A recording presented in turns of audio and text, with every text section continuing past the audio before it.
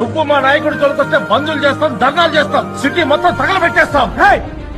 నీ కోపం రావాల్సింది, ఆవేశం చూపించాల్సింది నా మీద కాదురా. నువ్వు వెళ్తున్న రోడ్డు మీద గజానికి ఒక కొంత చూసినప్పుడు నువ్వు ఎన్నుకున్న లీడర్ వాడి మీద రావడరా కోపం. స్ట్రీట్ లైట్ వెలగినప్పుడు, వీధిలో చెత్త కొండలా పేరుకుపోయినప్పుడు, గవర్నమెంట్ హాస్పిటల్ మనుషులు జంతువులు కన్నా హీనంగా ట్రీట్ చేస్తున్నప్పుడు, గవర్నమెంట్ ఆఫీస్ లో అడ్డుగడుగున లంచం అడిగినప్పుడు అప్పుడు రావడం కోపం. అలాంటి వాటికి ఎప్పటికీ రాదే కోపం. అవినీతి చేసిన ఒక నాయకుని అరెస్ట్ చేస్తే మాత్రం బంధులు చేస్తాం, ధర్నాలు చేస్తాం, బస్సులు తగలెట్టేస్తాం అని ప్రతి ఒక్కటి రోడ్డుకి ఎక్కేస్తాడు. వాడు కాజేస్తుంది నీ అన్నాన్ని, నీ బతుకుని, నీ భవిష్యత్తురా. రేపు అనుకోకుండా నీకన్నా ప్రమాదం జరిగితే నీ కుటుంబానికి అందాల్సిన సాయాన్ని కూడా స్కామ్ చేసి ఆయిల్ కూడా కొట్టేస్తారా. పెళ్లి కాలేదు, ఎవతివే నువ్వు? అతని ఉంపుడు గత్తివా? ఇంద్రసేనారెడ్డికి ఉంపుడు గత్తిగా ఉండాలంటే పెట్టి పుట్టాలి. నాకంత అదృష్టం ఎక్కడిది? అతని చిరుగాలి తగిలితే చాలని తిరుగుతున్నా.